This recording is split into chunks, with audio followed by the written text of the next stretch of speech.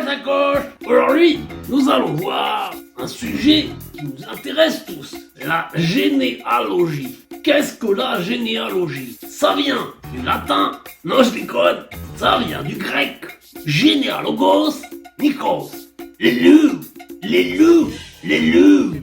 de généa, qui veut dire famille. La généalogie est donc la liste qui donne la succession des ancêtres de quelqu'un, que ce soit de manière ascendante ou de manière descendante. On la représente traditionnellement de manière traditionnelle sous la forme d'un arbre. Mais pour que cela fonctionne, il faut que cet arbre ne soit pas monobranche. Il doit donc disposer de plusieurs branches, feuillues ou non feuillues. Prenons l'exemple de Bernardo.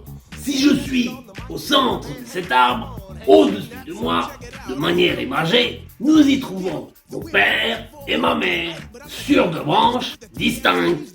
Je suis donc le résultat de l'union, ce qui ramifie ces deux branches. Le petit Bernardo.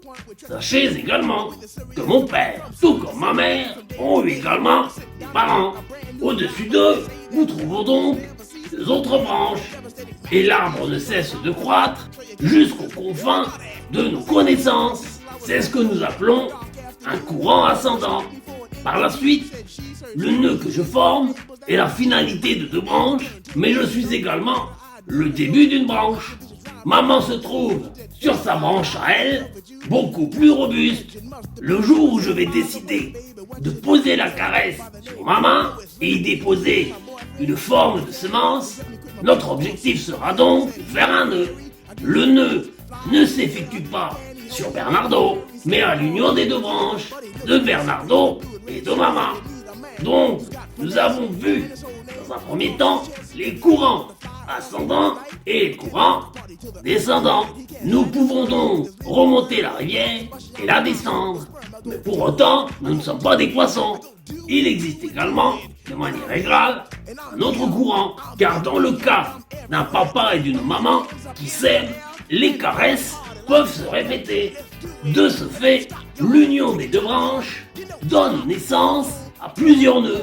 L'arbre est amené à grossir par le bas. La généalogie est une science de la recherche, de la patience, car les données actuelles sont dites informatisées, mais plus nous remontons dans le temps, plus il faut fouiller dans les registres au fond du carrosse. Mais nul point de fouiller, constater que maman ne descend pas de Cendrillon. Voilà mes sacoches pour ce mot généalogie qui passionne de plus en plus de gens, car célèbre du temps savoir où l'on va, et il faut savoir d'où l'on vient.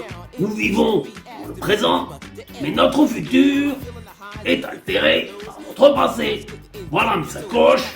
Il n'y a là aucun sponsoring, aucune joint venture. Libre à vous de vous renseigner sur vos ancêtres, mais également sur vos enfants, car certains ignorent qu'ils ont une descendance. Je dis certains et ne dis pas certaines, car il paraît rare, voire fort rare, qu'une femme ne sache pas qu'elle ait donné naissance à un être vivant, bien qu'il peut exister quelques cas rares, voire fort rares. Pour résumer, Bernardo est le fils de son père, de sa mère, mais je suis également et fictivement le père de la probable future caresse sur maman. Mais sachez également, de manière égale, que dans certaines contrées, les branches de cet arbre généalogique peuvent se croiser et s'entremêler. Votre père se révèle également être votre cousin, voire même votre tante par alliance. Mais je n'entrerai pas dans ce débat de peur de vous perdre.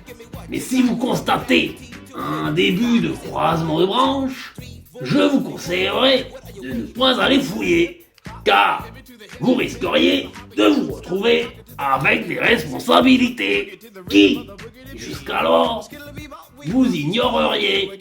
Comme d'habitude, les sacoches à l'accoutumée, vous pouvez liker, vous pouvez commenter, surtout abonnez-vous, car l'équilibre de Bernardo en dépend.